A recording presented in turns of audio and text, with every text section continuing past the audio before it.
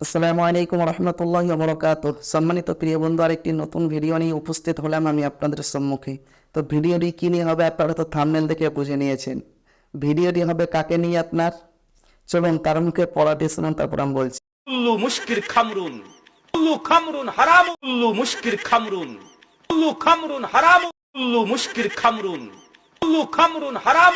শুনলেন তার মুখে। এই পণ্ডিতকে নিয়ে দু চারটি কথা হবে। কিরকম দেখুন, এ হচ্ছে আপনার লা মাযহাবিদের এখন ইমাম। এর কথাতে আপনার লা মাযহাবি চলে। যত কিছু ফতোয়া, যত মাসআলা মাসাইল সব ইনি আপনার ফতোয়া দেন।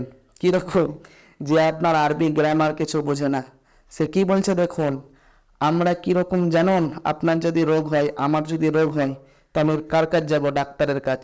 আপনার ক্যান্সার হয়েছে, আপনি বড় রোগে ভুগছেন, বড় রোগ হয়েছে, আপনি যাবেন কোনো রিক্সাওয়ালার কাছে, কোনো চাষির কাছে যাবেন যে আমার রোগটি ভালো করে দেন?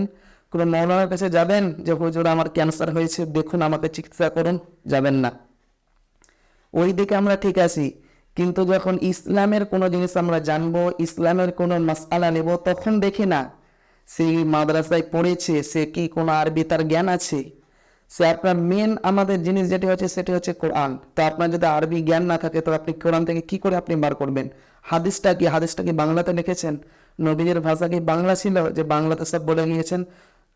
আমি যদি চাই সেখান থেকে অর্থ বার করতে, সেখানে কি বলতে চাইছেন নবীজি সাল্লাল্লাহু আলাইহি সাল্লাম, তো আপনার আমার তো আরবি জ্ঞান লাগবে। তো এই পণ্ডিতকে দেখুন, সে কি বলছে, কুল্লু মুশকির খমরুন। নাউজুবিল্লাহ। এটি যদি আপনার কোরআনের আয়াত হতো, এটি যদি আপনার নামাজের ক্ষেত্রে পড়তো, তার নামাজ ভেঙে যেত, কাবিরা গুনাহ হতো, কাবিরা গুনাহ। এটি হাদিস, গুনাহগার তো হবেই। কুল্লু মুশকির, আর নবীজি বলেছেন কুল্লু মুস্কির। তারপর বলছে কুল্লু মুস্কির খমরুন। তারপর বলছে কুল্লু খমরুন হারামুন। কত বড় মূর্খ বুঝতে পারছেন? যার মধ্যে জ্ঞান নেই, মুজাফ ইলাইহি, যার মধ্যে জ্ঞান নেই যে যে আপনার কুল আপনার মুজাফের ক্ষেত্রে ব্যবহার হয়। তো কুল্লু তারপরে আসছে আপনার মুজাফ ইলাইহি। এই যে জানে না যে এখানে কুল্লু খমরিন হবে, এটা জানে না, সে বলছে কুল্লু খমরুন হারামুন। কুল্লু খামরুন হারাম, কুল্লু খামরুন হারাম। কত বড় মূর্খ বুঝতে পারছেন? সে এখন আপনার লা মাযহাবিদের হয়ে গেছে ইমাম। আপনার কি সে জ্ঞান দিবে?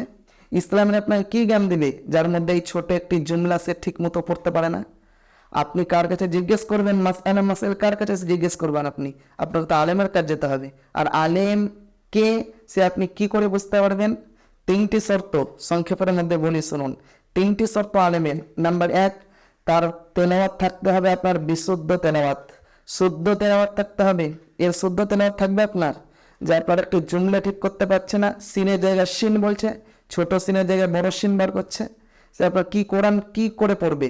তারপর মুখটা হিলাই, মুখটাই তো আর আপনার আরবি বলতেই তো কষ্ট লাগে, আরবি তো বলে না, আর যেটাই বলে সেটাই ভুল বলে। নাম্বার 2, দ্বিতীয় নাম্বার হচ্ছে আপনার তার থাকতে হবে আরবির দিকে জ্ঞান, আরবির মধ্যে আপনার ভালো তার জ্ঞান থাকতে হবে। নাম্বার 3, তৃতীয় নাম্বার হচ্ছে তার মধ্যে আপনার এই শর্তটি থাকতে হবে, সে যেখান থেকে ইলম অর্জন করেছে, কার কাছ থেকে ইলম অর্জন করবে?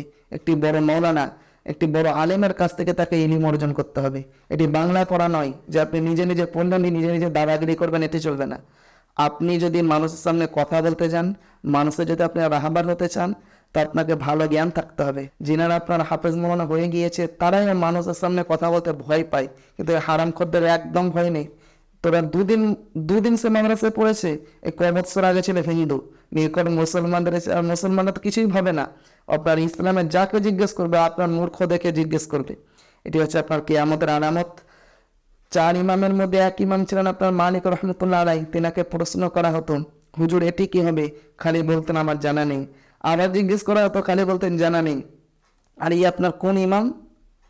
আপনার দেখুন জলসার মধ্যে আপনার পরস্পর শুধু প্রশ্ন করেই যাবে আর উত্তর দিয়েই যাবে।